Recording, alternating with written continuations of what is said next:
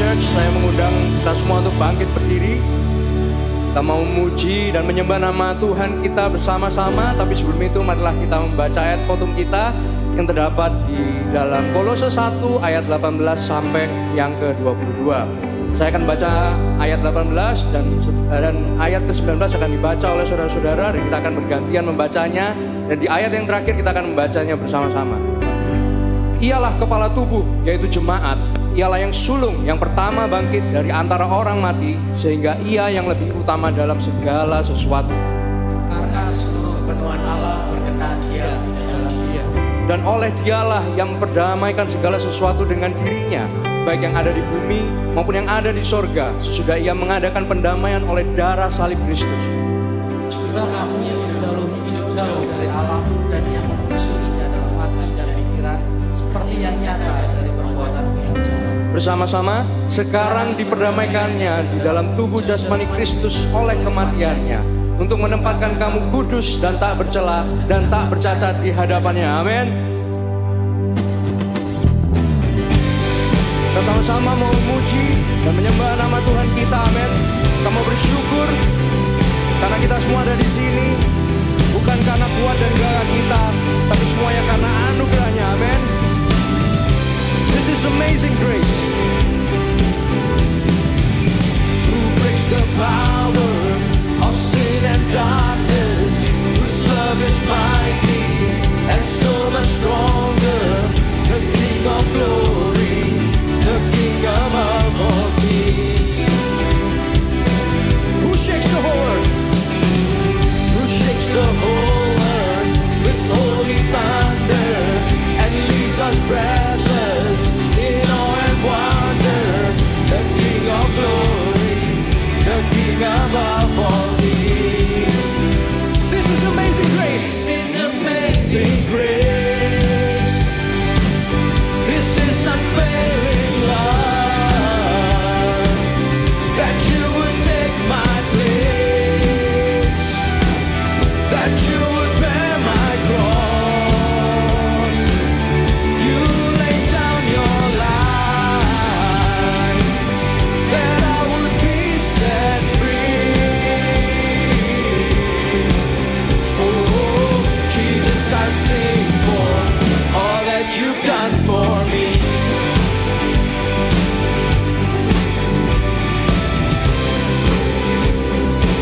Who brings our chaos? Who brings our chaos back into order? Who makes the orphan the son and daughter? The King of glory, the King of glory, who rules the nations with truth and justice, shines like the sun in all of his brilliance. The King of glory, the King above all kings. This is amazing grace. This is unfailing love, that you would take my place, that you would bear my cross. You laid down your life, that I would be set free. Oh, Jesus, I sing for all that you've done for me. Worthy is the Lamb. Worthy is the Lamb who was slain. Worthy is the King who conquered the grave. Worthy is the Lamb who was slain. Worthy is the King who conquered the grave. Worthy is the Lamb who was slain. Worthy is the King who conquered the grave. Worthy is the Lamb who was slain. Worthy, worthy, worthy. This is amazing grace. This is unfailing love, that you would take my place, that you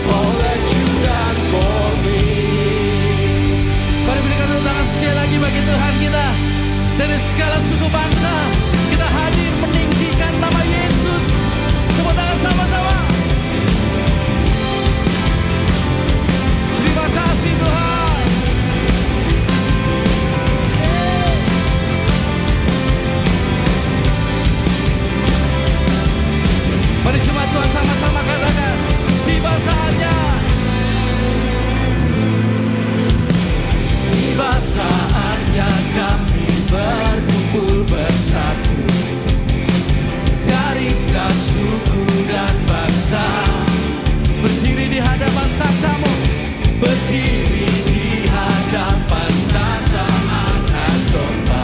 Satu suara kami menyatakan keselamatan, keselamatan bagi Allah yang duduk dan bertata. Kami naikkan pada anak domba, pujian dan kekuatan, hormat dan kekuasaan, kemuliaan bagi Dia selamanya. Berikan sorak-sorai bagi Dia. Yesus,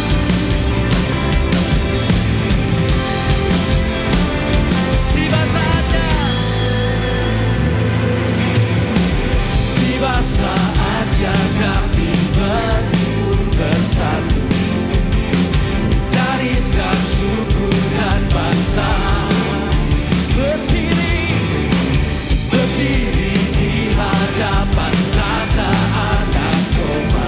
Satu suara kami nyatakan Tuhan, menyatakan keselamatan, keselamatan bagi Allah yang duduk dan bertata. Kami naikkan pada anak domba, pujian dan kekuatan, hormat dan kekuasaan, kemuliaan bagi Dia selamanya. Mari semua Tuhan sama-sama tepuk tangan. Keselamatan bagi Allah yang duduk. Kami tinggikan nama-Mu Yesus, Raja di atas segala raja. Pujian, amin.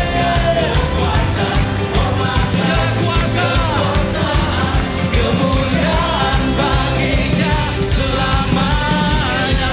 Keselamatan, keselamatan bagi Allah yang duduk dan bertata. Kami naikkan pada anak domba, pujian dan kekuatan, hormat dan kekuasaan, kemuliaan bagi Dia selamanya. Katakan kemuliaan, kemuliaan bagi Dia, kemuliaan bagi Dia, kemuliaan bagi Dia selamanya. Berikan tepuk tangan bagi Yesus. Amin.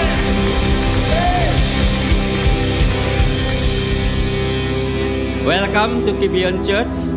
Senang beribadah dengan saudara hari ini, baik Anda yang ada di sini maupun yang mengikuti secara live streaming. Kita akan bersama-sama membaca katekismus. Minggu ini masuk pada pertanyaan yang ke-25. Seperti biasa saya akan membacakan pertanyaannya, lalu Anda membaca jawaban dan pembacaan ayatnya. Apakah gereja itu? Allah memilih dan memelihara baginya sebuah komunitas yang ditetapkan untuk kehidupan kekal dan disatukan oleh iman yang mengasihi, menaati, menyembah dan belajar dari Dia bersama-sama. Allah mengutus komunitas ini untuk memberitakan Injil dan memperlihatkan dulu terang kerajaan Allah itu melalui kualitas hidup bersama mereka dan kasih mereka kepada satu sama lain. Efesus 2 ayat 19-22. Demikianlah kamu bukan lagi orang asing dan pendatang, melainkan kawan sewarga dari orang-orang kudus dan anggota-anggota keluarga Allah yang dibangun di atas dasar para rasul dan para nabi dengan Kristus Yesus sebagai batu penjuru. Di dalam Dia tumbuh seluruh bangunan, rapi tersusun, menjadi bait Allah yang kudus di dalam Tuhan. Di dalam Dia kamu juga turut dibangunkan menjadi tempat kediaman Allah di dalam Roh. Silakan duduk, saudara. Saudara-saudara, banyak orang yang memahami gereja itu sebuah gedung, lembaga, denominasi, sinode, atau sebuah institusi. Saudara, kalau kita perhatikan di dalam Perjanjian Baru, kata gereja itu ditulis di dalam bahasa Yunani eklesia, yang artinya adalah pertemuan, kumpulan orang, dan sidang jemaat. Walaupun memang ada gereja secara universal, di mana seluruh orang yang mengaku dan percaya kepada Yesus sebagai Tuhan itu menjadi bagiannya, tetapi Alkitab secara khusus merujuk pada kelompok orang-orang Kristen di satu tempat. Di dalam Perjanjian Baru, maka gereja disebut sebagai komunitas Perjanjian Baru yang terdiri dari orang-orang percaya dari berbagai budaya, kelompok etnis, kelompok usia yang disatukan oleh Injil Yesus Kristus. Saudara, gereja juga adalah keluarga Allah. Sebab itu kita tidak bisa memilih siapa yang akan ada di gereja, seperti kita tidak bisa memilih siapa yang akan menjadi saudara kita. Sehingga apapun denominasi atau golongannya, maka orang-orang percaya adalah bagian dari gereja dan saudara-saudara kita di dalam iman. Saudara, gereja juga disebut bangsa yang kudus, imamat rajani dan umat milik Allah yang sudah diadopsi oleh Allah melalui Yesus Kristus dan sebagai alat yang Allah gunakan untuk membangun kerajaannya melalui pemberitaan Injil dan kehidupan yang penuh kasih pada sesama. Tetapi sekalipun gereja disebut sebagai kumpulan orang yang dikuduskan melalui Kristus, namun di dunia ini tidak ada gereja yang sempurna dengan jemaat atau pemimpin yang sempurna. Saudara, kalau mungkin menemukan ada gereja yang sempurna dan Anda masuk di dalamnya, gereja itu menjadi tidak sempurna karena Anda. Sebab itu saudara, moto gereja Gibeon adalah di sini bukan tempat orang yang sempurna, tetapi tempat kita disempurnakan oleh kasih karunia dan kuasa Injil Kristus. Dan melalui gereja di mana kita tertanam di dalamnya, maka kita dapat bertumbuh secara rohani, beribadah bersama, melayani, perlindungan dari ajaran sesat, dan menjadi komunitas Injil di mana kita dapat dimuridkan untuk menjadi serupa dengan Kristus. Sebab itu saudara, Gibeon adalah gereja yang tidak menekankan ibadah hari Minggu saja. Kita membutuhkan komunitas yang lebih kecil, yaitu melalui care group, yaitu salah satu sarana pemuritan di mana kita dapat bertumbuh dalam relasi yang otentik, saling mengasihi dan melayani, serta menjadi sarana pengembalaan agar kita dapat hidup maksimal di dalam panggilannya. Ada quote yang menarik saudara yang mengatakan, gereja adalah sebuah tempat yang indah, tempat perubahan, tempat pengampunan, pemulihan dan kemenangan. Kehidupan gereja tidak dihitung dari berapa jumlah anggotanya, melainkan berapa luas dampaknya dan berapa jumlah orang yang diubah kehidupannya. Dan yang menjadi pertanyaannya adalah, apakah Anda sudah dimuridkan dan menjadi bagian di dalam gereja yang dirancang dan dibangun oleh Allah sendiri? Amin. Mari kita sama-sama bangkit berdiri. Dan mari kita sama-sama bertobat dan mengaku, karena seringkali kita enggan untuk tertanam di dalam sebuah gereja. Kita beranggapan bahwa gereja itu adalah tentang kita yang hadir untuk menghibur atau memenuhi selera kita. Tetapi melalui renungan hari ini menyadarkan kita akan betapa pentingnya kita tertanam dalam komunitas supaya kita bisa digembalakan dengan baik di dalam pengenalan akan Injil Kristus. Mari kita berdoa.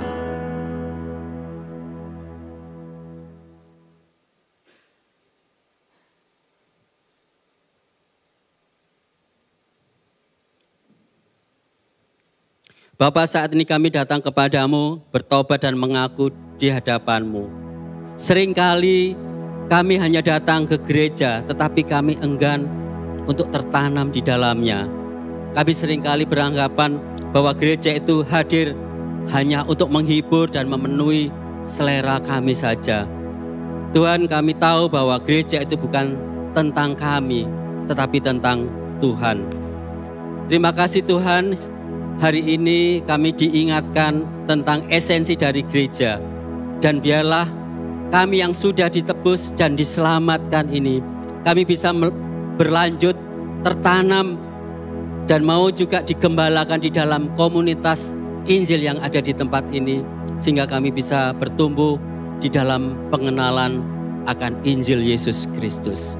Terima kasih Tuhan, di dalam nama Tuhan Yesus Kristus, Allah dan Juru Selamat kami yang hidup, kami sudah berdoa. Amin.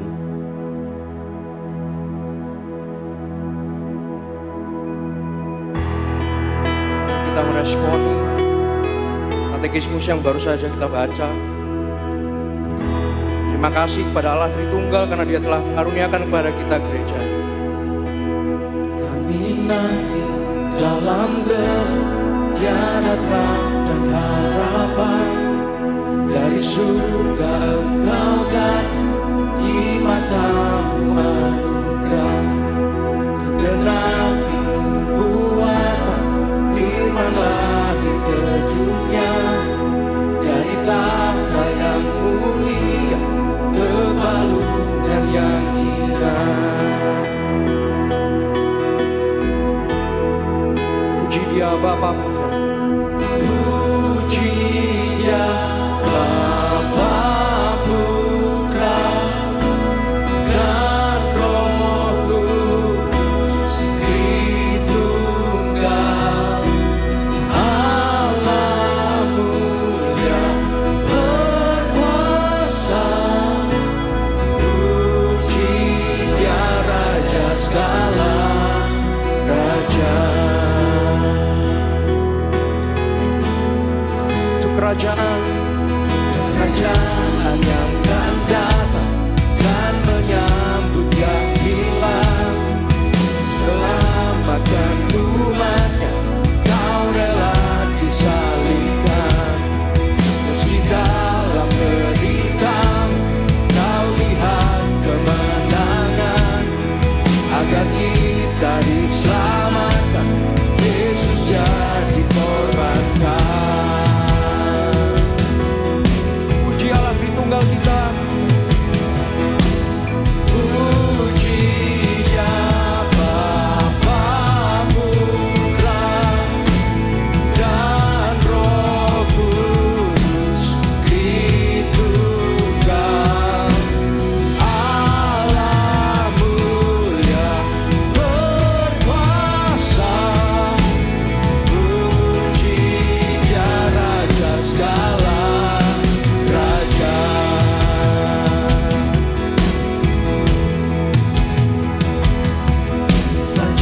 Saat Kau bangun, surga hening menunggu, batu kubur terbuka, Kau telah kalahkan maut. Dia yang mati telah bangkit, seluruh surga terkagum, sebab semua yang datang pada Bapa diselamatkan. Come on! Dan gereja Kristus lahir, api Roh Kudus turun, Injil kebenarannya tak berteru, tak sirna. Come on! Oleh darah dan namanya, di dalam yang ku bebas, oleh kasih Kristus Yesus, aku telah dibangkitkan.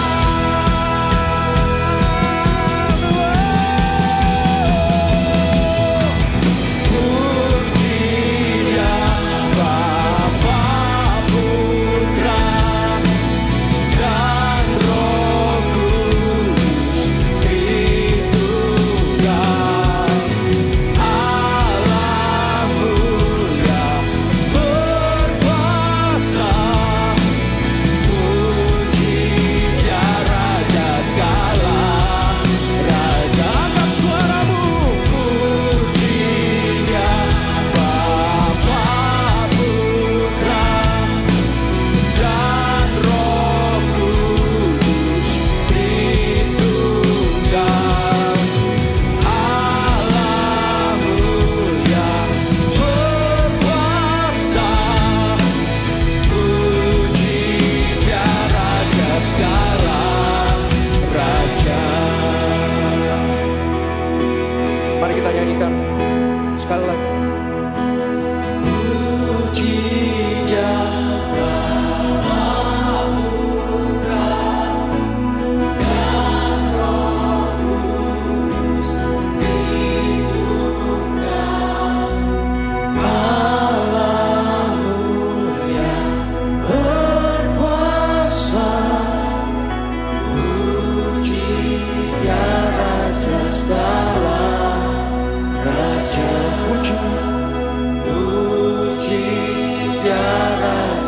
dalam raja.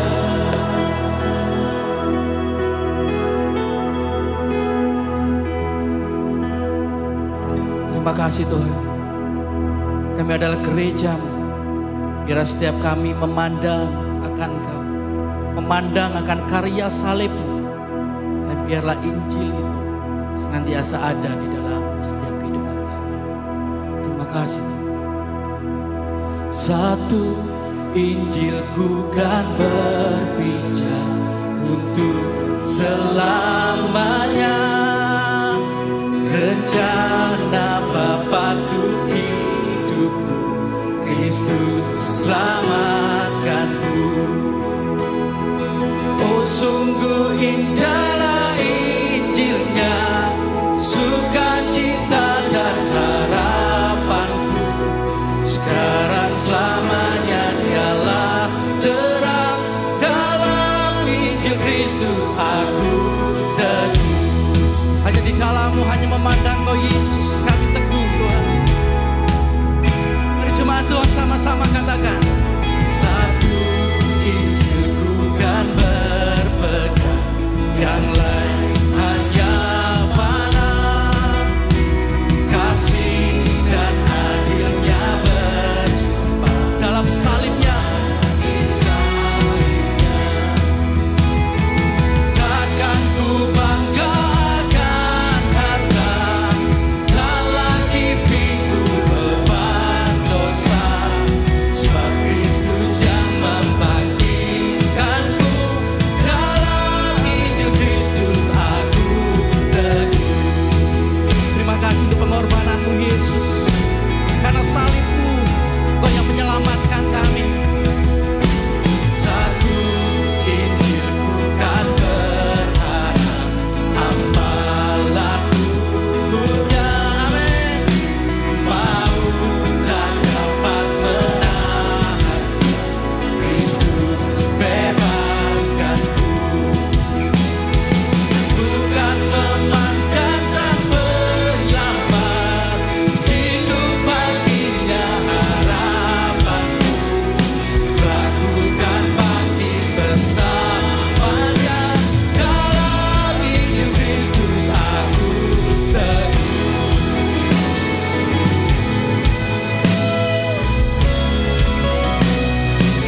Kami gereja-Mu Tuhan, Kau yang memakai setiap kami.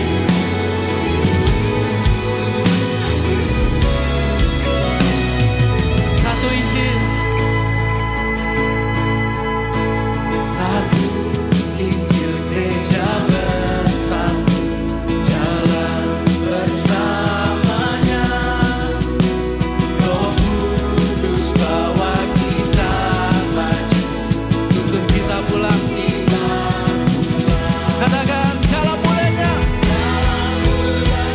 ku ceritaku, penebusan-Mu Yesus. Puji Raja-Nya Juru Selamat, dalam Injil Kristus aku. Sekali lagi katakan dalam mulianya ku serukan, cerita agung penebusannya. Amin. Kami memuji-Mu Yesus, dalam Injil Kristus aku teguh, dalam Injil Kristus aku teguh, dalam Injil Kristus aku teguh. Berikan tepuk tangan sorak-sorai bagi Yesus. Amin. Amin. Amin. Terima kasih Tuhan untuk pengorbanan-Mu. Terima kasih di dalam satu tubuh Kristus Kau menyatukan kami.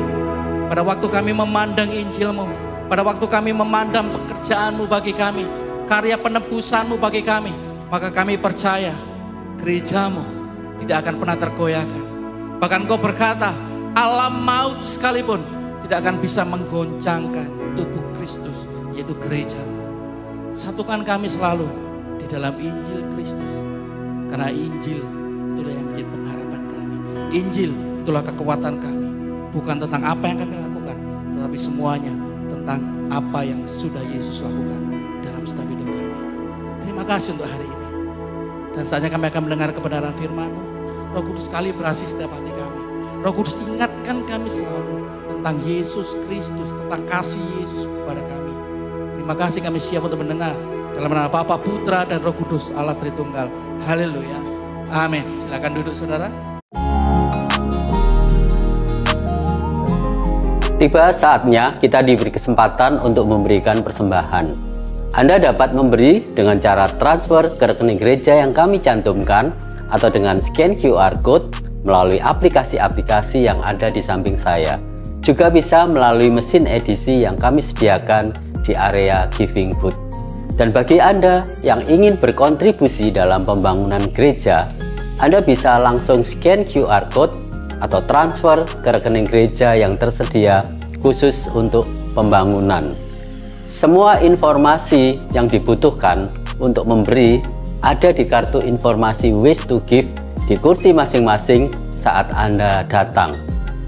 Kami juga menyediakan amplop yang dapat Anda pakai untuk memberi secara tunai, lalu dapat Anda masukkan ke dalam kotak persembahan yang tersedia di pintu keluar saat pulang nanti.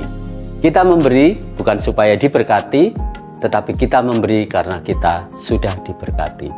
Sebelum memberi, mari kita sama-sama berdoa.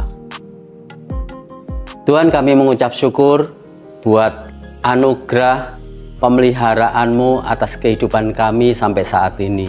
Sebenarnya kami akan memberikan sebagian dari berkat keuangan yang kami terima, biar ini menjadi sarana untuk pekabaran Injil-Mu melalui gereja-Mu yang ada di tempat ini.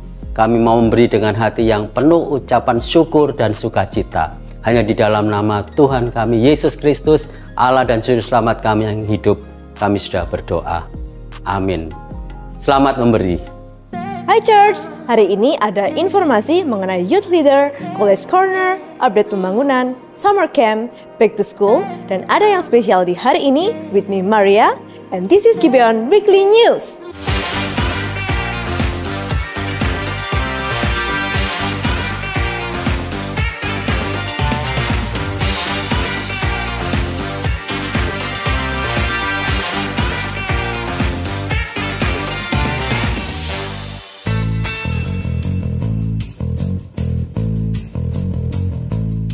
Jadi youth leader itu ngapain sih? Nah, mungkin sebagian besar dari Anda tertarik untuk menjadi youth leader, namun memiliki pertanyaan.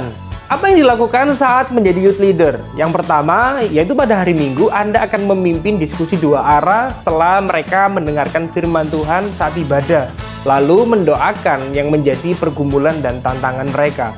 Selain itu, kita sebagai youth leader juga mengirimkan daily devotion yang berkesinambungan dari sermon series yang telah dibagikan di hari Minggu itu, supaya teman-teman youth bisa merenungkan firman setiap hari, sehingga kakak-kakak pembina di youth juga dapat mengerti apa yang teman-teman youth hadapi setiap hari. Tentunya sebagai youth leaders, kita juga membangun relasi dengan orang tua mereka. Ini sebagai bentuk dari gereja ingin berpartner atau bersinergi dengan orang tua. Karena untuk mengembalakan generasi muda supaya terus bertumbuh dalam pengenalan akan Tuhan, gereja dan keluarga harus bekerja sama. Kita percaya gereja dan keluarga tidak bisa berjalan sendiri-sendiri. Makanya kita juga membangun relasi dengan para parents dengan cara membagikan ringkasan khotbah dan materi diskusi, supaya parents memiliki bahan untuk mendiskusikan firman Tuhan dengan putra-putri mereka. Pelayanan youth adalah pelayanan yang sangat penting, karena ini bukan hanya tentang masa depan gereja saja, tetapi kita sedang menyiapkan generasi mendatang dengan lebih baik yang mengasihi Allah dan sesama. Jadi, sekali lagi untuk Anda yang terpanggil menjadi youth leaders, segera daftarkan diri Anda di link berikut atau kunjungi Connect Booth. Tuhan Yesus memberkati.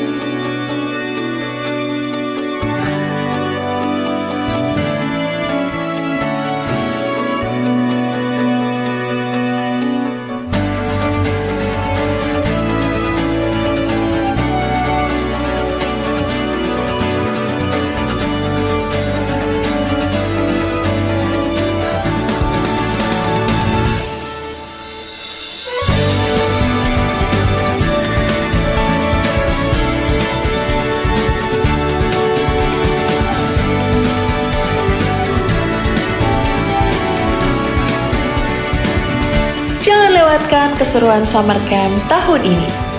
Hari ini adalah pendaftaran terakhir. Buruan daftar ya!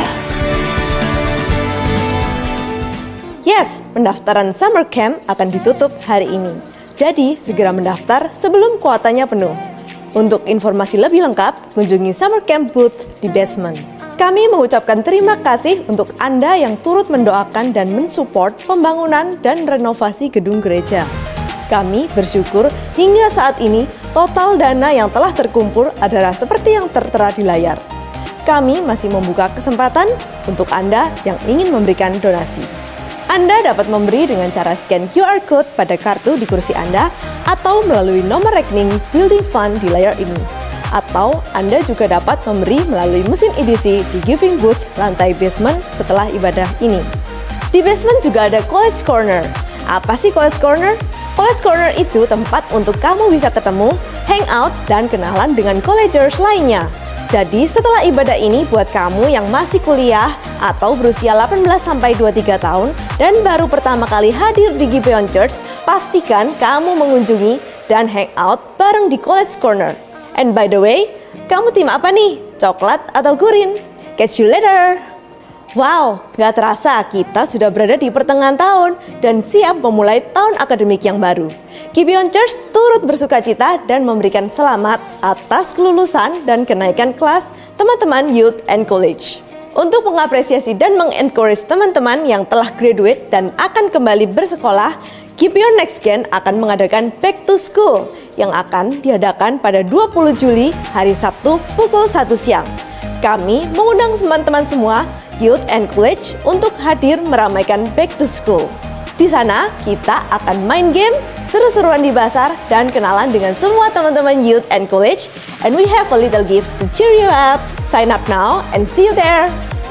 Dan pada tanggal 21 Juli, yaitu hari Minggu di Ibadah Kids, juga mengadakan Back to School di kedua ibadah pukul 10.30 dan 13.00.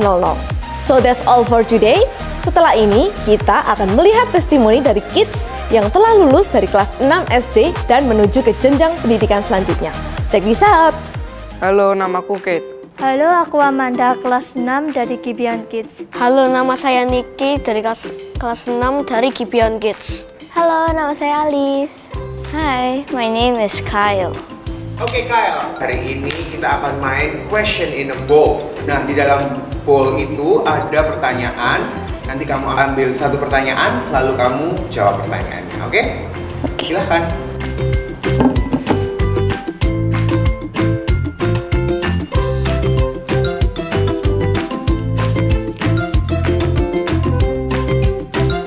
Lagu apa di Gibeon Kids yang paling kamu favoritkan? Lagu di Gibeon Kids yang saya favoritkan adalah More Than Enough. Kuat, hebat, terbesar. Lagu yang paling saya favoritkan adalah lagu One Way. Cerita Alkitab apa yang paling favorit menurutmu? Elijah, when he was giving an offering to God. And then there was a fire that came from heaven and burned the offering. Saulus menjadi Paulus. Cerita Alkitab yang favorit menurutku adalah cerita Zakheus, orang pendek yang memanjat pohon untuk melihat Yesus. Apa ayat favoritmu? Ayat favoritku tuh dari Yohanes 14 ayat 6. Boleh saya minta Alkitab? Kata Yesus kepadanya, "Akulah jalan dan kebenaran dan hidup. Tidak ada seorang pun yang datang kepada Bapa kalau tidak melalui aku." Apakah kamu pernah ditegur sama kakak kids? Kenapa? Pernah, karena aku ngobrol sama teman. Iya, kenapa? I like to kick my feet against the chair in class. Saya pernah ditegur oleh kakak kids karena saat itu saya bermain dengan teman saya Davian saat ibadah dan saya memainkan botol. Saya tidak pernah ditegur oleh kakak-kakak kids. Apa yang bikin kamu malas datang ke gereja? Yang bikin saya malas adalah ketika teman saya tidak ikut ke gereja. I think that I had to rush to do all my things. I had to eat quickly, get ready quickly. Yang bikin saya malas ke gereja adalah gak mau bangun pagi, sama kepingin main game di rumah. Nah, setelah kita main questions in the bowl, aku ada satu pertanyaan lagi. Nanti kamu baca sambil kamu tunjukkan ke kamera ya. Oke. Apa kesanmu selama di Gibeon Kids? Kesanku di Gibeon Kids adalah kalau kakak-kakaknya baik dan selalu membimbing saya saat kesulitan. Kesan saya saat di Gibeon Kids adalah saya bisa punya banyak teman dan gerejanya nggak bikin ngantuk. Kesanku selama di Gibeon Kids adalah kakak-kakak di sini sangat baik dan ramah dan juga sabar untuk mengajar kids di sini. The teachers were very nice. They all had a class connection in the stories. I really enjoyed it here. Saya mau berterima kasih kepada kakak-kakak kids karena sudah membimbing saya. Semoga kakak-kakak kids sehat selalu dan bisa memuridkan anak-anak yang akan di Gibeon Kids selanjutnya dan bisa menjadi pribadi yang lebih baik dalam Kristus. Terima kasih sudah mengajar saya sampai sekarang ini. Thank you for teaching me and guiding me every week. Terima kasih untuk kakak-kakak kids telah mengajari saya sampai saya sudah memasuki youth. Semangat untuk kakak-kakak dalam mengajar para kids. Bye bye. God bless you.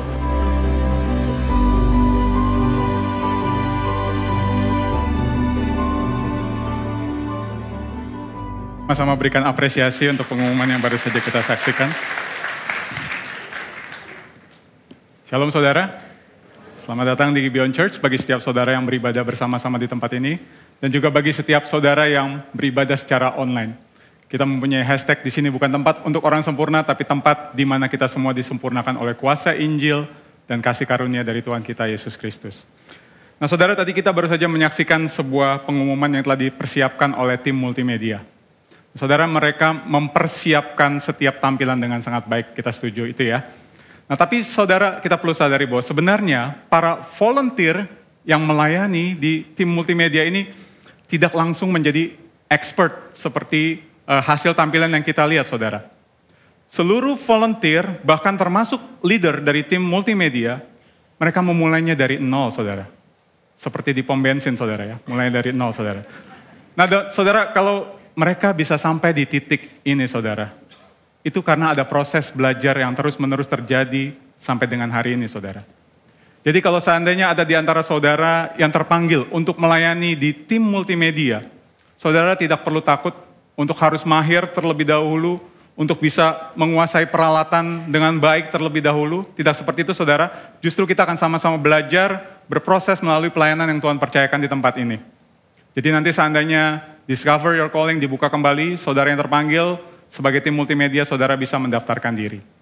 Nah kemudian kami juga mengucapkan selamat kepada Bapak Ibu Saudara yang memiliki anak di kelas 6 SD, yang hari ini telah lulus dari kids dan siap untuk masuk di dalam jenjang youth saudara.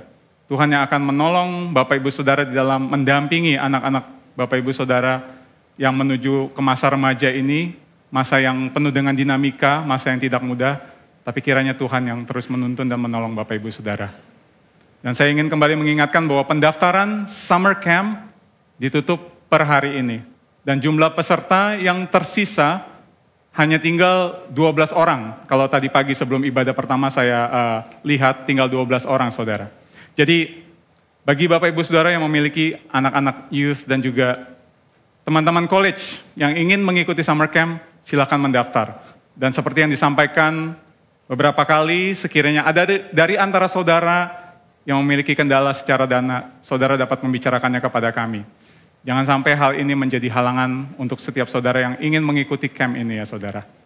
Nanti untuk informasi lebih detail, saudara juga bisa dapat mengunjungi Connect Booth di lantai basement. Nah baik saudara, kita akan sama-sama merenungkan firman Tuhan. Mari saat ini kita berdoa bersama untuk menyambut kebenaran firman Tuhan. Ya Allah, kami bersyukur untuk anugerah-Mu yang begitu sempurna, yang Kau nyatakan di dalam hidup kami.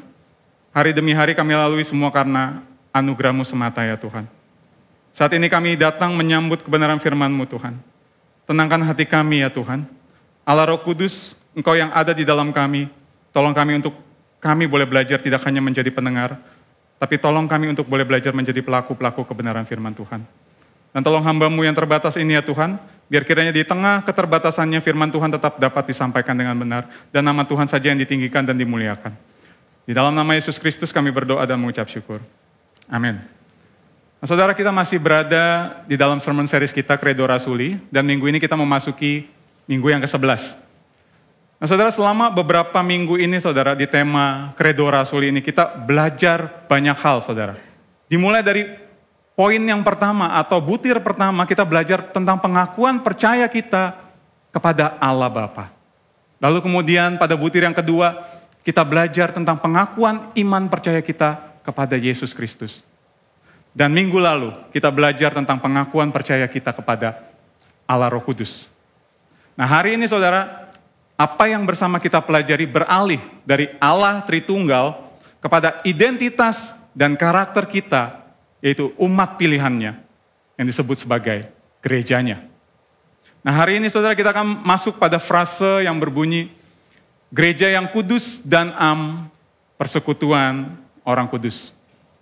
Nah tadi saudara melalui katekismus yang sama-sama kita renungkan, Pastor Haryadi sudah sangat menjelaskan bahwa gereja bukan hanya bicara tentang tempat, lembaga, atau institusi. Bahkan gereja bukan juga bicara tentang gembala atau pengkhotbah. Bukan. Karena masih ada beberapa orang yang mungkin berpikiran bahwa gereja adalah intinya itu. Nah, tapi makna gereja jauh lebih dalam daripada itu. Nah, inilah makna dari gereja yang sesungguhnya, saudara. Lalu, saudara, kalau saudara melihat kepada frase ini, kembali kepada frase gereja yang kudus dan am, kemungkinan akan ada pertanyaan, apa maksud gereja yang kudus dan am ini? Khususnya frase am, itu apa maksudnya? Nah, kudus di sini bukanlah berarti berasal dari karakter kita. Bukan kita yang mengusahakan untuk kita menjadi kudus atau berkenan kepada Allah. Tapi kekudusan itu sendiri sesungguhnya berasal dari Allah yang menguduskan kita. Kalau saudara ingat di malam sebelum Yesus ditangkap, Yesus berdoa kepada Bapa. Di dalam doanya itu Yesus berkata, dan Yesus memohon kepada Bapa untuk menguduskan gerejanya. Nah, sementara kata am di dalam bahasa Inggrisnya adalah Catholic. Katolik, saudara. Tapi ini bukan berbicara tentang satu agama tertentu yang kita percaya, yang kita kenal, saudara. Namun Katolik atau am, ini artinya adalah umum atau universal. Nah, sehingga saudara, makna dari gereja yang kudus dan am ini adalah dimanapun orang percaya berkumpul dan pengakuan iman ini diakui dan dideklarasikan, disitulah gereja yang kudus dan am. Makanya di kebanyakan gereja, saudara, sebelum mengikrarkan pengakuan iman rasuli, biasanya pemimpin ibadah atau liturgos, mereka akan mengucapkan perkataan seperti ini. Mereka akan mengajak jemaat dan berkata seperti ini. Mari Bapak Ibu Saudara bersama dengan seluruh orang percaya di segala abad dan di segala tempat, kita mengucapkan pengakuan iman kita, pengakuan iman rasuli yang berbunyi demikian. Lalu kemudian pada frase persekutuan orang kudus. Frase ini mengingatkan bahwa sebagai orang percaya, kita memiliki identitas baru sebagai keluarga Allah yang telah mengikat setiap kita orang percaya di sepanjang zaman dengan darah Kristus. Sehingga dari frase ini, R.C. Sproul menyimpulkan seperti ini, saudara. Umat Kristen bukanlah orang asing, tetapi sebuah keluarga. Mereka terikat satu sama lain kepada Allah, sebuah kesatuan atau persatuan. Nah, dan apakah saudara tahu dasar dari pernyataan gerejanya yang kudus dan am ini terambil dari mana? Dasar ini terambil dari pernyataan Petrus. Sewaktu Yesus bertanya kepada murid-muridnya, menurut kalian siapakah aku? Nah, kemudian kita tahu Petrus menjawab dengan tegas, engkau adalah Mesias, anak Allah yang hidup. Nah, pernyataan inilah yang menjadi dasar gereja Tuhan. Sehingga setiap orang yang percaya bahwa Yesus adalah Tuhan disebut sebagai gereja, menjadi bagian dari tubuh Kristus. Maka dari pernyataan inilah Petrus disebut sebagai Bapa Gereja, pemimpin para rasul. Nah, namun saudara tidak dapat dipungkiri bahwa sebagai gerejanya, sebagai anggota tubuh Kristus, kita pun gak luput dari kesalahan dan pergumulan dengan dosa, saudara. Gereja yang kudus dan am bukan berarti persekutuan yang isinya orang-orang yang suci dan tanpa dosa. Makanya hashtag gereja kita mengakui hal tersebut. Di sini bukan tempat untuk orang sempurna. Kita menyadari kelemahan kita dan keberdosaan kita. Namun tidak berhenti sampai di frase tersebut. Namun kita adalah orang-orang yang senantiasa disempurnakan oleh kasih karunia dan kuasa Injil, Yesus Kristus. Kita perlu menyadari bahwa di dalam menjalani panggilannya sebagai gereja yang kudus dan am, kita senantiasa membutuhkan anugerah di dalam menjalaninya. Anugerah dari Yesus Kristus. Nah, oleh sebab itu saudara, pada hari ini kita akan bersama merenungkan apa yang menjadi fondasi melalui ayat yang menjadi perenungan kita yang terambil dari Yohanes pasal yang ke-21 ayat yang ke-1 sampai ke-19. Cukup panjang ayatnya, kita membaca bergantian. Saya membaca ayat yang pertama, nanti bersama kita membaca ayat yang kedua, dan seterusnya sampai dengan selesai ya. Kemudian Yesus menampakkan diri lagi kepada murid-muridnya di pantai Danau Tiberias, dan ia menampakkan diri sebagai berikut. Ayat 2, di pantai itu berkumpul Simon Petrus, Thomas yang disebut Didimus, Nathanael dari Kana yang di Galilea, anak-anak Zebedeus, dan 2 orang muridnya yang lain. Kata Simon Petrus kepada mereka, "Aku pergi menangkap ikan." Kata mereka kepadanya, "Kami pergi juga dengan engkau." Mereka berangkat lalu naik ke perahu, tetapi malam itu mereka tidak menangkap apa-apa. Ketika hari mulai siang, Yesus berdiri di pantai, akan tetapi murid-murid itu tidak tahu bahwa itu adalah Yesus. Kata Yesus kepada mereka, "Hai anak-anak, adakah kamu mempunyai lauk pauk?" Jawab mereka, "Tidak ada." Maka kata Yesus kepada mereka, "Tebarkanlah jalamu di sebelah kanan perahu, maka kamu peroleh." Lalu mereka menebarkannya dan mereka tidak dapat menariknya lagi karena banyaknya ikan. Maka murid yang dikasihi Yesus itu berkata kepada Petrus, "Itu Tuhan." Ketika Petrus mendengar bahwa itu adalah Tuhan, maka ia mengenakan pakaiannya sebab ia tidak berpakaian, lalu terjun ke dalam danau. Murid-murid yang lain datang dengan perahu karena mereka tidak jauh dari darat. Hanya kira-kira 200 hasta saja, dan mereka menghela jala yang penuh ikan itu. Ketika mereka tiba di darat, mereka melihat api arang dan di atasnya ikan dan roti. Kata Yesus kepada mereka, "Bawalah beberapa ikan yang baru kamu tangkap itu." Simon Petrus naik ke perahu, lalu menghela jala itu ke darat. Penuh ikan-ikan besar, 153 ekor banyaknya. Dan sungguh pun sebanyak itu, jala itu tidak koyak. Kata Yesus kepada mereka, "Marilah dan sarapanlah." Tidak ada di antara murid-murid itu yang berani bertanya kepadanya, "Siapakah engkau?" Sebab mereka tahu bahwa ia adalah Tuhan. Yesus maju ke depan, mengambil roti dan memberikannya kepada mereka. Demikian juga ikan itu. Itulah ketiga kalinya Yesus menampakkan diri kepada murid-muridnya. Sesudah ia bangkit dari antara orang mati. Sesudah sarapan, Yesus berkata kepada Simon Petrus, "Simon anak Yohanes, apakah engkau mengasihi aku lebih daripada mereka ini?"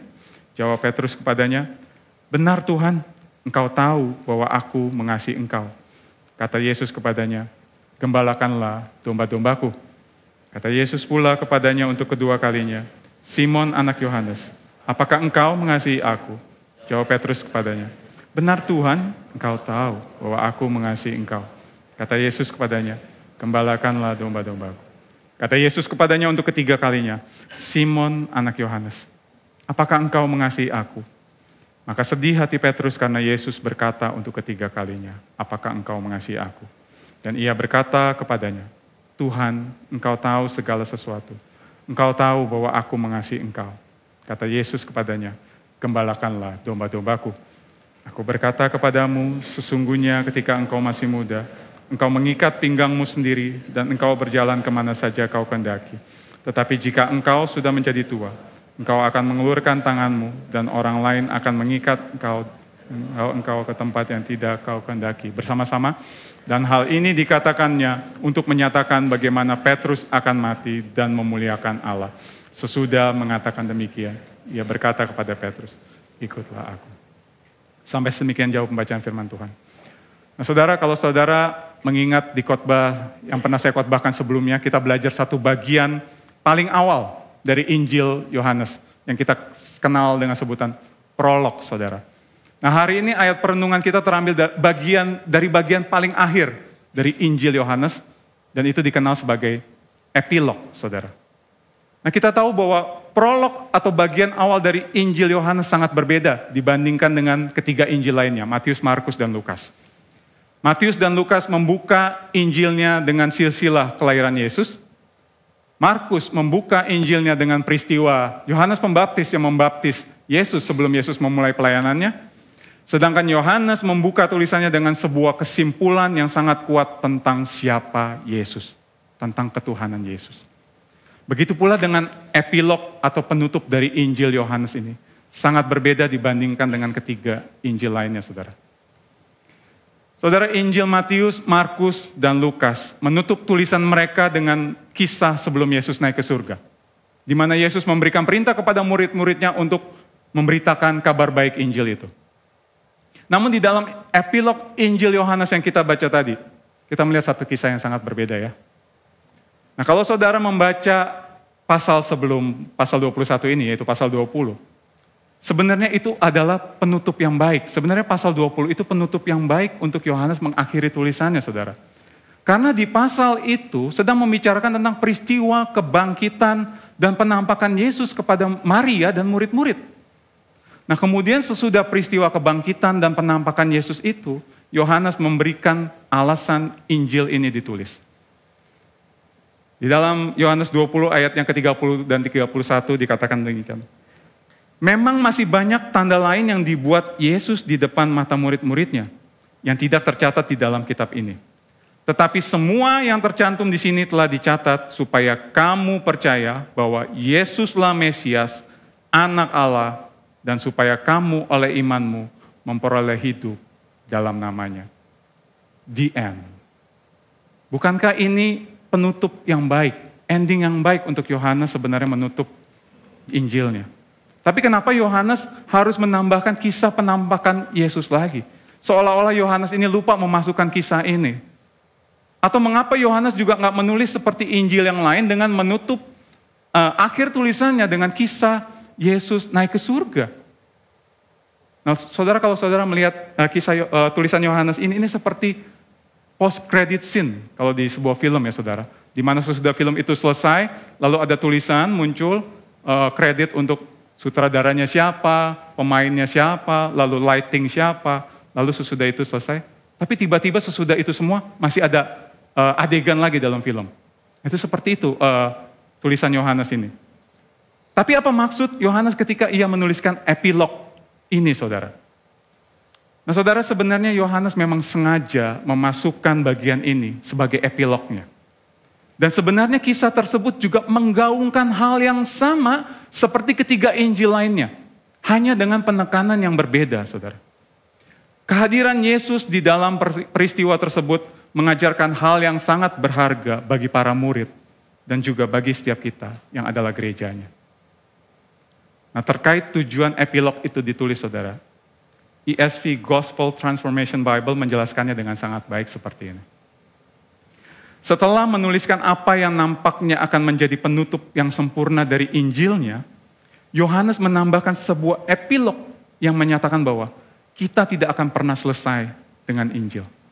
Kita tidak akan pernah melampaui kebutuhan kita akan kasih karunia Kristus. Dalam arti seperti ini, saudara. Kita senantiasa membutuhkan Injil di dalam hidup kita.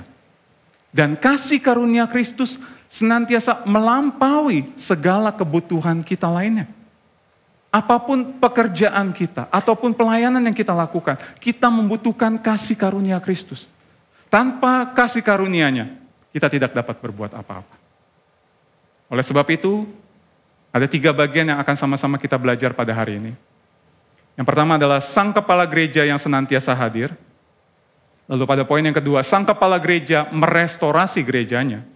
Dan pada poin yang ketiga, bagaimana gereja dipersatukan.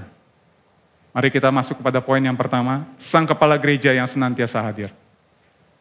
Nah saudara, kalau kita melihat kepada ayat yang ke-14 tadi, di sana dikatakan dengan jelas bahwa peristiwa yang terjadi di dalam pasal 21 ini adalah peristiwa penampakan Yesus yang ketiga kalinya.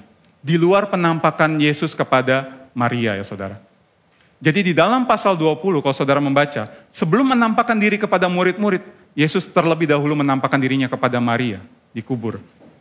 Baru kemudian di minggu itu juga Yesus menampakkan diri kepada murid-muridnya yang saat itu ada di sebuah ruangan. Tapi pada waktu itu tidak ada Thomas sehingga Thomas tidak percaya dengan apa yang dikatakan murid-murid. Baru dikatakan 8 hari kemudian Yesus menampakkan diri lagi kepada murid-muridnya dan di situ ada Thomas dan Thomas menjadi percaya. Peristiwa penampakan Yesus yang ketiga ini diawali dengan satu kejadian di mana ada 7 murid yang sedang berkumpul di pantai Danau Tiberias atau juga disebut Danau Galilea, saudara. Nah, kemungkinan besar mereka sedang menunggu penampakan Yesus ini, saudara. Karena di bagian Injil yang lain di dalam Markus 14 ayat yang ke-28, Yesus mengatakan kepada mereka seperti ini. Akan tetapi sesudah aku bangkit, aku akan mendahului kamu ke Galilea. Jadi kemungkinan besar hal inilah yang membuat ke-7 murid pada waktu itu berada di Galilea. Namun kita tahu ya saudara, menunggu itu adalah pekerjaan yang paling membosankan dan juga tidak menyenangkan saudara. Khususnya buat Petrus yang kita kenal sebagai man of action. Orang yang selalu bertindak lebih cepat dari yang lainnya. Buat Petrus, buat orang dengan tipe seperti itu menunggu sangat menyiksa saudara. Nah jadi seperti biasa Petrus si ketua kelas ini saudara. Selalu menjadi yang terdepan. Dia kemudian berkata, aku mau menangkap ikan. Lalu kemudian murid-murid yang lain menyambut, siap komandan, kami ikut. Nah namun Alkitab katakan bahwa malam itu mereka tidak berhasil menangkap apa-apa. Nah saudara, saya tidak hobi mancing, tapi saya pernah memancing. Seumur hidup saya ingat memancing mungkin 2 kali. Tahun lalu baru saya mancing yang terakhir kali, itu bersama dengan beberapa rekan dari Gibeon saudara. Tapi itu mancingnya juga di kolam pemancingan saudara, bukan di danau atau di laut saudara. Nah jujur saudara, saya nggak menikmati olahraga memancing ini. Karena proses menunggunya yang tidak menyenangkan. Jadi saya mancing sekali 5 menit nggak dapat, saya pindah. Mancing sekali lagi nggak dapat lagi, saya langsung pindah saudara. Jadi saya nggak senang dengan proses menunggunya. Makanya saya sangat salut sama orang-orang yang hobinya mancing saudara. Pasti kesabaran mereka sudah sangat teruji ya. Mungkin ini murid-murid Yesus yang sejati yang hobi mancing ini saudara. Nah saudara bayangkan berada di posisi murid-murid. Mereka bukan hanya hobi mancing. Mancing bukan sekedar hobi mereka saudara. Mancing atau menangkap ikan itu adalah pekerjaan mereka. Mereka sangat expert di bidang ini. Tapi Alkitab katakan semalam-malaman para expert ini gagal untuk menangkap ikan 1 ekor pun. Dan di saat frustrasi itulah saudara, Yesus datang dan menemui mereka. Yesus membuka sebuah pertanyaan. Hai anak-anak, adakah kalian mempunyai lauk pauk? Jawaban para murid ini persis jawaban istri saya kalau lagi ngambek sama saya saudara. Nggak ada. Jawaban yang singkat, jelas, padat, dan menjelaskan kondisi hati mereka yang saat itu sangat lelah, sangat capek saudara. Namun nggak sampai di sana saudara. Yesus kemudian memberikan instruksi kepada mereka. Tebarkan jala kalian di sebelah kanan perahu, maka kalian akan mendapatkan ikan. Nah, saudara bayangkan, mereka sedang frustrasi, lelah, capek, namun ada orang yang nggak mereka kenal, memberikan instruksi kepada mereka seperti itu. Tapi anehnya saudara, para expert ini mendengarkan apa yang dikatakan oleh orang asing ini. Dan hasilnya adalah 153 ekor ikan. Dan seketika itu juga, Yohanes yang menyadari bahwa orang yang memberikan instruksi itu adalah Yesus berkata, itu Tuhan. Singkat cerita saudara, mereka semua menghampiri Yesus, dan pagi itu mereka makan bersama dengan Yesus. Nah saudara, kalau saudara perhatikan, Allah kita sepertinya pribadi yang suka bertanya ya. Kalau kita perhatikan di dalam Alkitab saudara, Allah seringkali bertanya kepada umatnya. Di dalam kisah ini pun Yesus bertanya kepada murid-muridnya. Saudara, kita tahu Allah tidak bertanya karena dia tidak tahu jawabannya. Dia Allah yang maha tahu. Tidak ada satu hal pun yang tersembunyi di dalam diri kita di hadapannya. Namun kadangkala Allah bertanya agar kita menyadari siapa Allah dan siapa kita. Pada bagian ini Yesus bertanya kepada murid-murid untuk menyadarkan mereka akan kegagalan mereka. Murid-murid perlu untuk mengalami kegagalan itu, karena melalui kegagalan itu Yesus justru sedang mengajar mereka. Saya izin bertanya kepada saudara. Menurut saudara ya, seandainya Yesus tiba lebih awal dan memberikan instruksi itu sebelum murid-murid mengalami kegagalan. Menurut saudara, apakah murid-murid akan mengikuti instruksi Yesus? Ada beberapa yang geleng-geleng. Saudara begitu yakin dengan jawaban saudara kan ya? Nah saudara, mereka tentu akan menolak nasihat Yesus. Mengapa? Pertama, mereka nggak kenal orang itu. Yang kedua, mereka sudah berpengalaman dengan apa yang mereka lakukan. Ini pekerjaan mereka sehari-hari. Tetapi baru setelah mengalami kegagalan, mereka siap untuk mendengarkan suara Tuhan. Nah, saya mengerti mengapa saudara tadi ada beberapa yang begitu yakin dengan jawaban saudara. Karena jawaban saya pun seperti jawaban saudara. Karena apa yang murid-murid alami adalah juga menjadi kecenderungan kita, bukan? Bukankah kita cenderung untuk menggunakan kekuatan kita, akal pikiran kita, kemampuan kita selama kita bisa? Dan selama kita bisa melakukannya dengan baik, kecenderungan kita adalah kita nggak minta pertolongan Tuhan. Kita nggak akan bertanya kepada Tuhan. Karena kita bisa melakukannya dengan baik. Baru ketika kita menemukan jalan buntu, ketika nggak ada jalan keluarnya, biasanya kita baru ingat, oh iya, ada Tuhan. Saudara, John Calvin mengatakan seperti ini di dalam tafsirannya dari ayat ini. Jika kita selalu berhasil kapanpun kita melakukan pekerjaan, hampir tidak ada orang yang akan menganggap keberhasilan kerja kerasnya adalah berkat Tuhan. Semua akan menyombongkan pekerjaan mereka dan menjabat tangan mereka sendiri. Saudara, harus kita akui, terkadang Tuhan menjadi jurus terakhir kita pada saat kita menemui jalan buntu. Nah, namun saudara, sesungguhnya kita juga perlu untuk menyadari bahwa sebenarnya kalaupun kita dapat ingat Tuhan, itu juga bukan karena usaha kita, tetapi karena Dia yang telah mencari kita terlebih dahulu. James Montgomery Boyce mengatakan seperti ini, tanpa pertolongan Roh Kudus, kita tidak pernah mencari Yesus atas kemauan kita sendiri. Jikalau kita mencarinya, itu hanya karena Dia ada di sana lebih dahulu dan menggerakkan kita untuk melakukannya. Nah, saudara, apapun pekerjaan kita, entahkah kita seorang pengusaha, entahkah kita seorang karyawan, entahkah kita seorang ibu rumah tangga, atau entahkah kita seorang hamba Tuhan. Satu hal yang pasti bahwa kita adalah gerejanya. Dan Dia mau untuk kita melibatkan Dia di dalam setiap aspek hidup kita. Karena Dia terlebih dahulu hadir di dalam hidup kita, gerejanya ini. Karena segala usaha kita, entahkah itu pekerjaan kita atau pelayanan yang kita lakukan, ketika kita melakukannya di luar Kristus, maka semua akan sia-sia. Leon Morris pernah mengatakan seperti ini. Melayani Kristus dengan kekuatan sendiri, mencoba melakukannya dengan cara kita sendiri. Seperti mencoba menangkap Moby Dick dengan menggunakan garpu acar. Nah, saudara, Moby Dick adalah nama seekor paus putih di dalam novel yang berjudul sama, saudara, ikan paus yang sangat besar. Jadi nggak mungkinlah kita menangkap seekor ikan paus yang sangat besar itu dengan garpu sekecil itu, saudara. Nah, jadi maksud dari pernyataan ini adalah seperti ini, saudara. Ketika gerejanya melakukan pekerjaan ataupun pelayanan tanpa Kristus sang kepala gereja, maka hasilnya adalah sebuah kesia-siaan. Yesus sendiri pernah mengatakan kepada murid-muridnya seperti ini. Di luar aku, kamu tidak dapat berbuat apa-apa. Saat ini, Yesus mungkin sedang bertanya kepada setiap kita, saudara. Dia bertanya agar kita menyadari akan kehausan, kebutuhan, bahkan kegagalan kita. Dan agar kita berpaling kembali kepada sang kepala gereja itu. Dia mengingatkan kita bahwa Dia senantiasa hadir di dalam kehidupan kita gerejanya. Lalu kita masuk kepada poin yang kedua, saudara. Sang kepala gereja merestorasi gerejanya. Nah saudara, Yesus sebenarnya tidak hanya hadir dalam kehidupan gerejanya, tapi dia pun datang secara pribadi untuk merestorasi gerejanya. Menarik saudara bahwa di dalam Injil Yohanes ini, Yohanes si penulis kitab ini justru menulis secara spesifik tentang restorasi yang Yesus lakukan terhadap Petrus.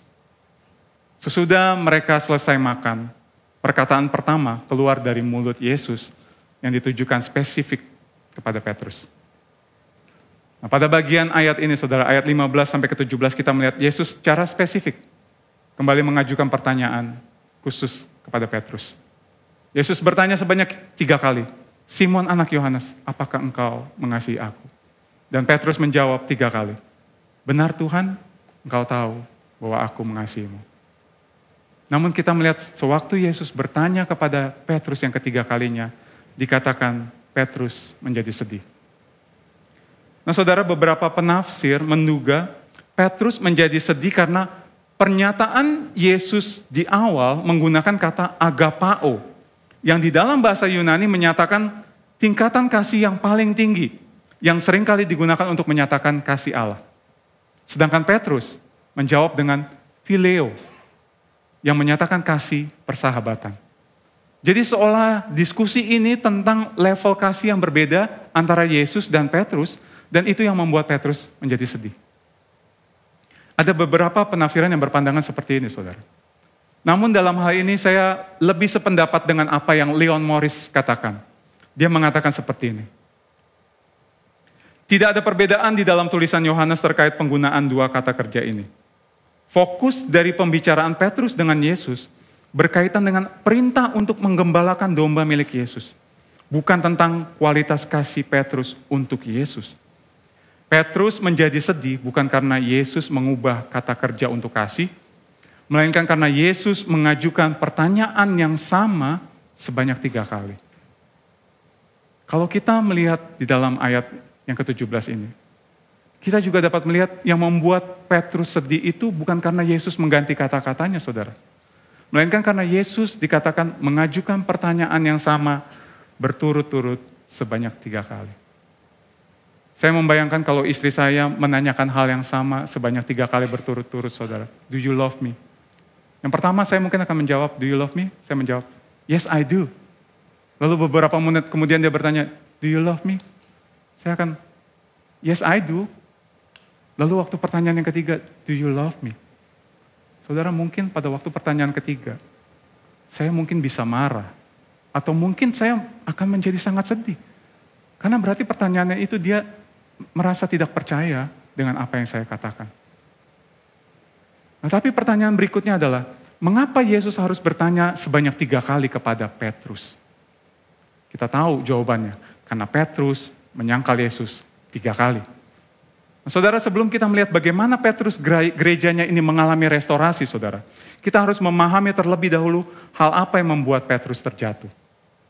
Nah, penyebabnya adalah rasa percaya yang ia letakkan kepada dirinya sendiri, bukan kepada Yesus. Di malam terakhir sebelum Yesus ditangkap, Yesus mengatakan bahwa dia akan ditangkap, disiksa, dan disalibkan. Tapi pada waktu itu, dengan sangat berani, Petrus berkata, Tuhan, biarpun mereka semua tergoncang imannya karena Engkau, aku sekali-kali tidak, Tuhan. Lalu kemudian Yesus menjawab, Petrus, sebelum ayam jantan berkokok, engkau telah menyangkal aku 3 kali. Lalu kemudian Petrus membalas lagi, sekalipun aku harus mati bersama-sama dengan engkau, aku tidak akan menyangkal engkau. Seolah-olah Petrus berkata seperti ini, Tuhan, engkau gak kenal aku, engkau gak tahu isi hatiku Tuhan, aku gak akan menyangkal engkau. Tapi di momen waktu Yesus bertanya ini, Petrus gak bisa sesombong beberapa saat waktu itu, saudara. Di momen itu, Petrus menjawab setiap pertanyaan Yesus dengan mengatakan, ya Tuhan, engkau tahu bahwa aku mengasihimu. Petrus mengakui bahwa memang Yesus mengetahui segala sesuatu, termasuk hatinya. Saudara, kita patut bersyukur karena Allah yang kita sembah adalah Allah yang Maha Tahu. Seperti yang Petrus katakan, Nah, karena ada dua hal saudara yang dapat kita syukuri atas kemahatauan Allah ini saudara. Yang pertama saudara, Allah tahu yang terburuk dari setiap kita dan ia tetap memilih untuk mengasihi kita. Saudara, jikalau Allah nggak maha tahu saudara, kita akan menjalani hidup ini dengan ketakutan saudara. Karena kita takut jikalau suatu saat kita jatuh lagi di dalam dosa atau melakukan kesalahan, kita takut Allah berubah. Allah tidak akan mengasihi kita lagi karena dia tahu kita melakukan dosa yang sangat mengerikan mungkin. Itu yang terjadi kalau Allah tidak maha tahu. Namun kita bersyukur karena Allah tahu segalanya. Bahkan yang terburuk dari kita. Dan ia tetap memilih untuk mengasihi kita. Alkitab mengatakannya dengan jelas. Roma 5 ayat 8 mengatakan, akan tetapi Allah menunjukkan kasih-Nya kepada kita. Oleh karena Kristus telah mati untuk kita ketika kita masih berdosa. Ketika kita masih menjadi musuh Allah, Yesus mati untuk kita. Dan hal berikut yang dapat kita syukuri atas kemahatauan Allah adalah ini. Karena Allah mengetahui segala hal, maka ia juga mengetahui yang terbaik bagi kita. Murid-murid pada waktu itu mungkin berpikir seperti ini saudara. Kalau Petrus bisa menyangkal Yesus sedemikian rupa, jangan-jangan dia masih menyimpan dosa yang lain yang lebih parah. Atau jangan-jangan Petrus sebenarnya bukan murid pilihan. Mungkin saja murid-murid ada yang berpikir seperti itu saudara. Tapi Yesus tahu akan segalanya. Yesus mengetahui hati Petrus, Yesus juga tahu kasih Petrus baginya. Nah saudara, mungkin ketika saudara melihat kisah ini juga, ada yang berpikir sepertinya Yesus agak kejam ya dengan Petrus ini. Karena Yesus bertanya kepada Petrus sebanyak 3 kali di depan murid-murid yang lain. Seolah-olah Yesus itu seperti mempermalukan Petrus. Nah saudara, mungkin apa yang Yesus lakukan terlihat kejam, tetapi sebenarnya nggak sama sekali saudara. Justru yang kejam adalah membiarkan masalah ini terus berlarut di dalam diri Petrus. Sehingga sepanjang hidupnya, baik Petrus ataupun mungkin murid yang lain akan berpikir bahwa Petrus sebenarnya statusnya lebih rendah dari murid-murid yang lain. Karena dosa Petrus seolah-olah lebih besar dibandingkan dosa murid-murid yang lain. Tapi sebenarnya apa yang Yesus lakukan itu sangat baik untuk Petrus. Karena hal ini seumpama obat yang pahit saudara. Tapi sangat berguna untuk kesehatan Petrus. Nah saudara, waktu saya kecil saya tuh gak suka minum obat saudara. Saya selalu lari ketika disuruh minum obat waktu saya sakit. Sampai satu kali papa dan mama saya tuh kesel, saya ditangkep. Saya dikekep saudara. Tangan saya dikekep, kaki saya dikekep, saya disuruh buka mulut. Tapi saya gak mau. Saya gak mau buka mulut. Sampai papa saya sebel, saya tuh diempos saudara. Saudara tahu empos? Itu bahasa Jaksel saudara. Papa saya orang Jaksel. Nah saudara, empos itu seperti ini saudara. Kalau cubit kan kecil ya. Empos itu besar saudara. Jadi papa saya saking gemes campur kesel, dia empos saya, dia puter. Dan begitu dia empos saya itu, saya teriak. Wah, mulut saya kebuka kan. Langsung dijejelin tuh obat ke mulut saya, lalu ditutup mulut saya saudara. Di situ saya abis itu nangis kejar. Saya teriak, papa jahat, mama jahat. Saya pikir mereka melakukan itu kerjasama untuk nyuruh saya minum obat saudara. Tapi begitu saya lebih besar saudara, saya baru mengerti kenapa mereka melakukan itu. Karena kasih saudara. Nah saudara, itu mungkin penggambaran yang Yesus lakukan kepada Petrus. Apa yang Yesus lakukan kepada Petrus bukanlah untuk mempermalukan Petrus, tapi justru untuk mengobati Petrus. Nah saudara, kita tahu murid-murid dan Petrus telah melakukan sebuah kesalahan. Khususnya Petrus, kesalahan yang sangat fatal. Apa yang paling dibutuhkan menurut saudara dari seorang yang pernah melakukan kesalahan di dalam hidupnya? Saya rasa satu hal saja. Untuk orang yang pernah melakukan kesalahan di dalam hidupnya, yang paling dibutuhkan adalah bahwa kesalahannya itu dimaafkan saudara. Saudara, kalau kita melihat kisah ini, Yesus nggak mengucapkan, I forgive you. Aku memaafkan kalian. Yesus nggak mengucapkan itu. Tapi kita dapat tahu bahwa Yesus telah memaafkan mereka. Yesus telah memaafkan Petrus melalui tindakan yang dilakukannya. Pertama saudara, Yesus mengundang mereka makan. Di dalam budaya saat itu, bahkan mungkin budaya sampai saat ini, undangan makan merupakan satu tanda bentuk persahabatan saudara. Ketika seorang memberikan undangan untuk makan bersama saudara, secara tidak langsung yang mengundang itu seperti sedang berkata kepada yang diundang seperti ini. You are my friend. No hard feeling. atau you are forgiven. Nah, bukan hanya itu, saudara. Khusus untuk Petrus. Yesus bukan hanya mengundang Petrus makan, tetapi Yesus juga memberikan tugas kepada Petrus untuk mengembalakan domba-domba miliknya. Artinya apa, saudara? Artinya Yesus masih percaya kepada Petrus. Di mata Yesus, Petrus tetaplah seorang pemimpin. Yesus mempercayakan miliknya yang sangat berharga, domba-domba miliknya kepada Petrus. Saudara, melalui tindakan yang Yesus lakukan itu, Yesus seolah berkata kepada murid-murid dan kepada Petrus, "You are my friend. You are forgiven." Bahkan lebih dari itu, Yesus seolah mengatakan kepada Petrus, "I trust you." Saudara, jikalau kita merenungkan kisah ini, bukankah apa yang Petrus alami itu mencerminkan apa yang kita alami juga? Bukankah di dalam kita menjalani kehidupan ini, saudara, kita juga terkadang menjalaninya dengan self-confidence, dengan kepercayaan kepada diri kita sendiri. Karena kita merasa mampu, kita merasa bisa. Dan bukankah sebaliknya, terkadang kita juga mungkin menjalani kehidupan ini dengan perasaan bersalah. Saudara, saya percaya setiap kita di tempat ini pasti pernah berbuat dosa dan melakukan kesalahan dalam hidup. Dan saya rasa dunia juga setuju dengan pernyataan itu. Karena beberapa waktu lalu pernah ada lagu dari Dewa 19, saya ingat. Ada satu liriknya mengatakan seperti ini, manusia itu tempatnya salah dan tempatnya lupa, saudara. Mungkin saudara ada kesalahan kecil yang pernah kita lakukan di masa lalu, tapi kita mungkin langsung lupa. Tapi mungkin ada juga kita pernah melakukan kesalahan yang sangat besar, yang kadangkala masih menghantui kita sampai hari ini. Yang membuat kita merasa bodoh, kita merasa sangat menyesal karena kita melakukan kesalahan itu. Saudara, apa efeknya di dalam pekerjaan ataupun pelayanan kita ketika yang mendorong kita melakukan semua itu adalah rasa bersalah dan kita tidak membereskan masalah itu? Saudara, bayangkan seandainya Yesus tidak merestorasi Petrus pada waktu itu. Bagaimana jadinya pelayanan yang Petrus jalani? Sangat mungkin Petrus menjalani pelayanannya dengan perasaan bersalah, saudara. Saudara, bayangkan ketika dia melayani, dia tetap melayani dengan sungguh-sungguh. Dia melakukan segala sesuatunya dengan maksimal. Tapi tujuannya apa, saudara? Untuk menebus rasa bersalahnya itu. Untuk menebus kesalahan yang pernah dia lakukan di masa lalu. Saudara, hal ini pun bisa terjadi di dalam hidup kita. Ketika kita masih menyimpan rasa bersalah itu di dalam hidup kita, dan kita tidak membereskannya, hal itu akan berdampak di dalam setiap apa yang kita lakukan. Entah di dalam pekerjaan kita, apalagi di dalam pelayanan kita. Apa jadinya ketika kita melayani dengan sebuah perasaan rasa bersalah ini?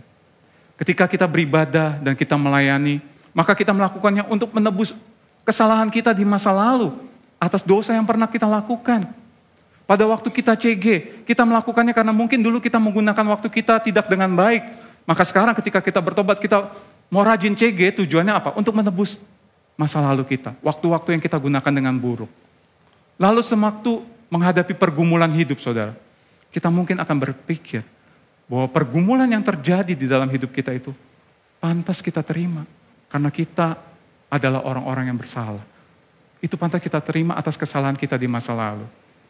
Nah, saudara, ketika gerejanya yang kudus dan menjalani itu semua dengan perasaan bersalah, saudara, maka yang terjadi adalah kita menjalani itu sama seperti dengan melakukan motif yang keliru, saudara. Dasar kita melakukannya adalah transaksional. Seharusnya inilah yang terjadi.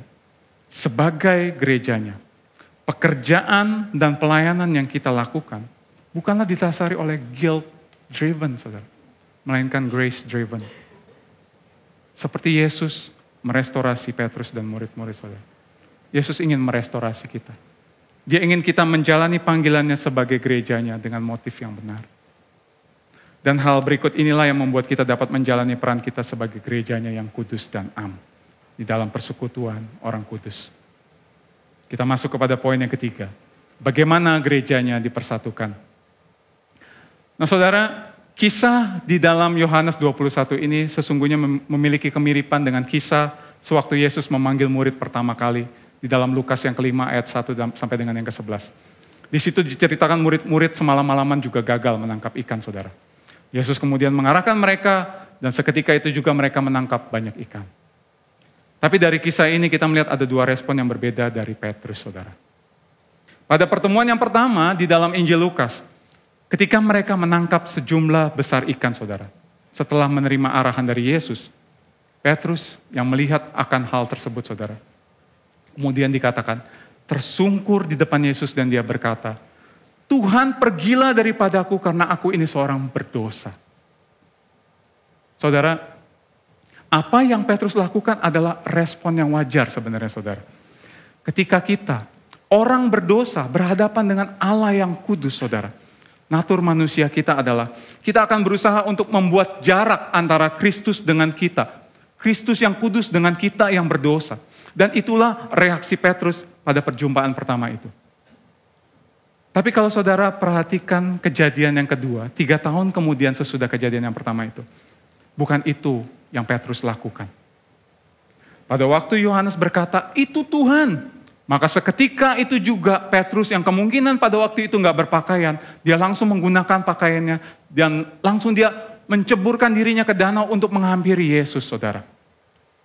Nah pertanyaannya, saudara, apa yang membuat Petrus yang sebenarnya lebih tidak layak untuk datang menghampiri Yesus pada waktu itu karena penyangkalannya, tapi justru malah datang menghampiri Yesus? Jawabannya adalah karena pengorbanan Yesus disalib, saudara. Saudara, saya percaya sewaktu Petrus dengan secepat kilat memutuskan untuk memakai bajunya dan berenang menghampiri Yesus, saudara. Itu bukan karena Petrus memahami akan makna salib. Petrus belum memahami makna salib itu, saudara. Kemungkinan besar yang mendorong Petrus untuk melakukan tindakan itu adalah mungkin karena kasihnya kepada Yesus. Dan yang kedua adalah kemungkinan karena beban kesalahan yang begitu berat yang menimpa dia dan dia ingin melepaskan diri dari itu semua. Tapi terlepas dari apapun yang ada di dalam pikiran Petrus pada waktu itu, kita semua yang ada di tempat ini saat ini tahu, saudara, bahwa saliblah yang membuat Petrus dapat datang menghampiri Yesus. Karena kita tahu bahwa saliblah yang telah melayakkan orang berdosa seperti Petrus dan seperti kita untuk dapat datang menghampiri Allah yang kudus. Karena inilah yang Yesus lakukan di salib. Di salib itu, Yesus sang kepala gereja, dia harus mengalami hinaan, dia harus disiksa, dia harus mengalami pengkhianatan, bahkan sampai mengalami kematian di tangan jemaatnya sendiri.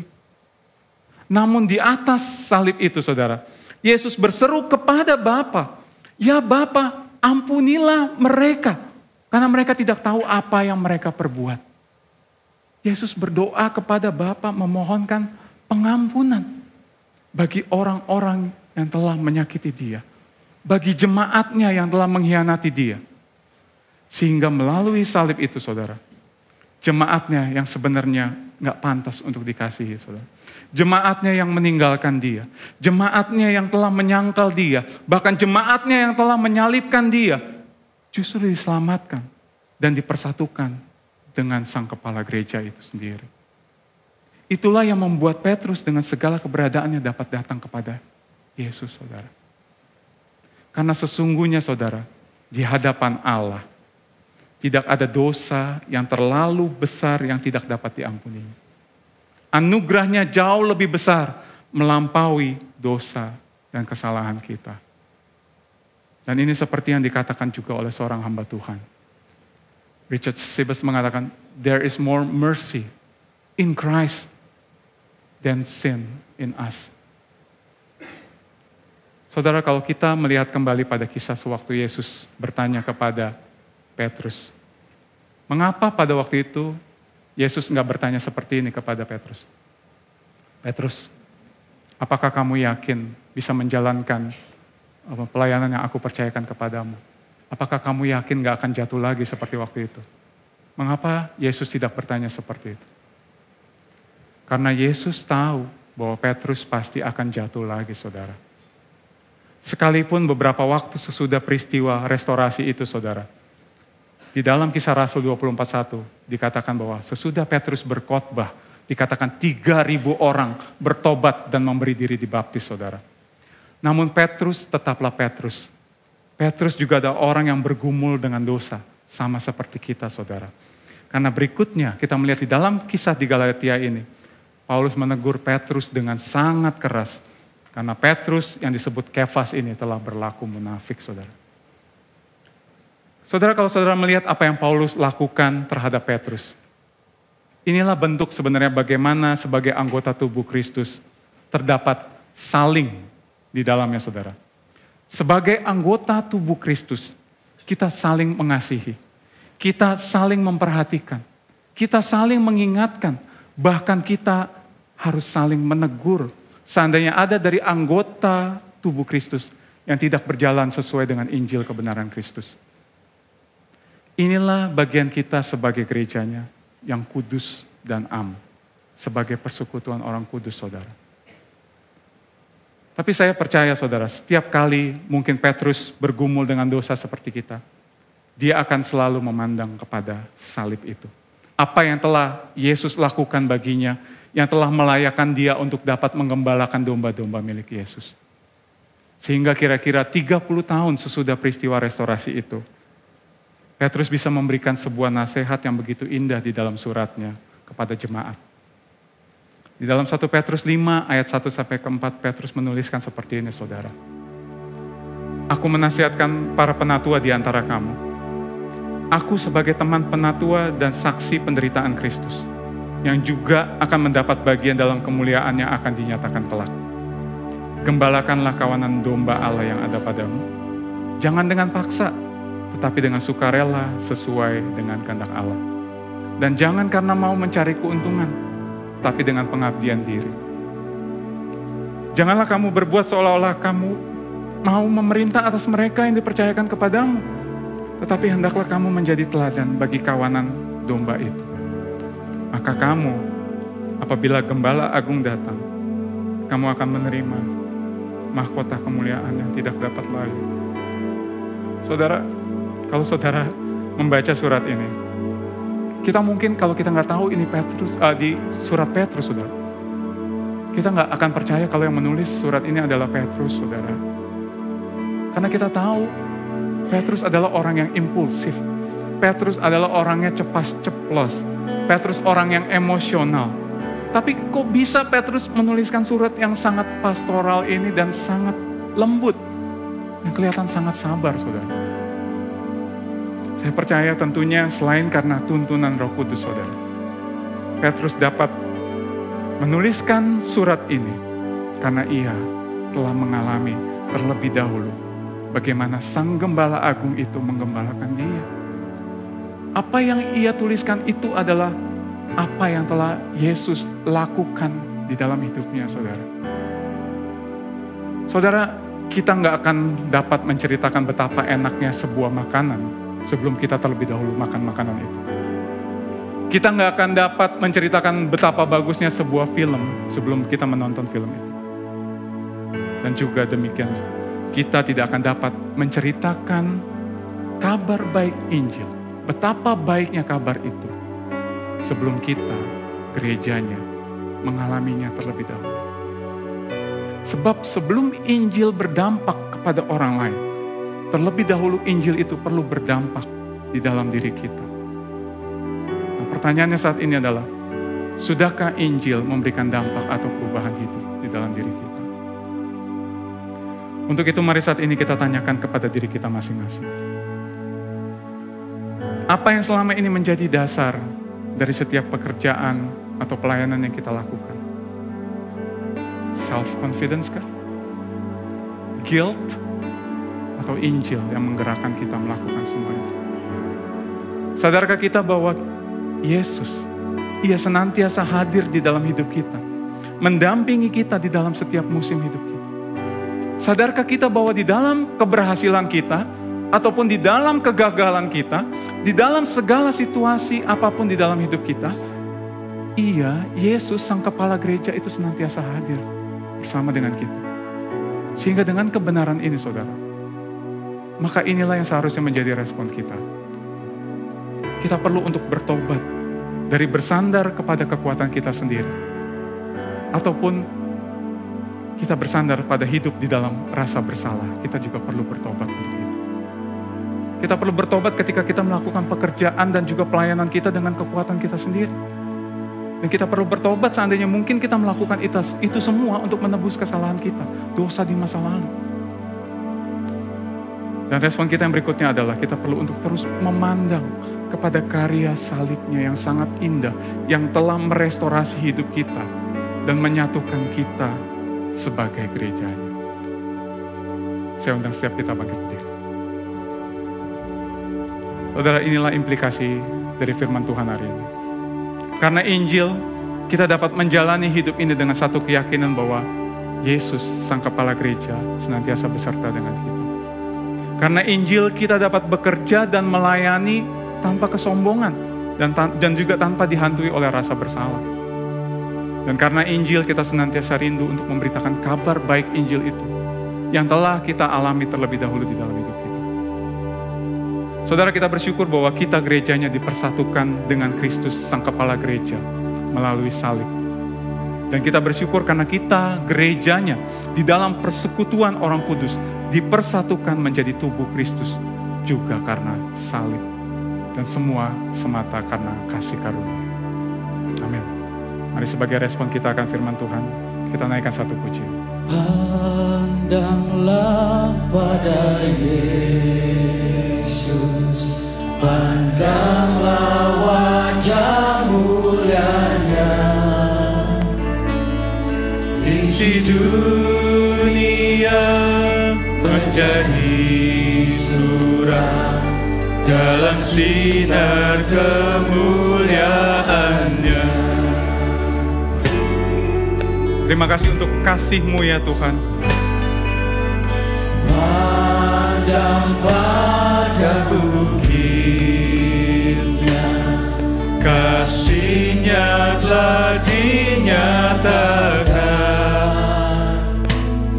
Sang Anak Allah berikan hidupnya, hutang dosaku dihapus. Terima kasih Tuhan. Yesus, ku pandang wajah-Mu. Yesus, harta abadiku. Kau ku puja, ku sembah, penyelamat sejati. Oh Yesus, ku pandang wajah-Mu. Amin, amin. Bersyukur untuk kebangkitan-Mu Tuhan. Karena melalui kebangkitan-Mu maut telah dikalahkan. Terima kasih. Pandang pada paginya, lihatlah Kristus yang bangkit. Hari yang mulia maut dikalahkan, sekarang Dia hidup di dalamku. Yesus, Yesus, ku pandang wajah-Mu. Yesus, harta abadiku. Kau ku puja, ku sembah, penyelamat sejati. Oh Yesus, ku pandang wajah-Mu. inilah yang menjadi pengharapan kami Tuhan. Pandanglah pada surga, Sang Raja kan datang kelak. Lutut bertelut, lidah mengaku kemuliaan milik Kristusmu. Yesus, ku pandang wajah-Mu. Yesus, harta abadiku. Kau ku puja, ku sembah, penyelamat sejati. Oh Yesus, ku pandang wajah-Mu.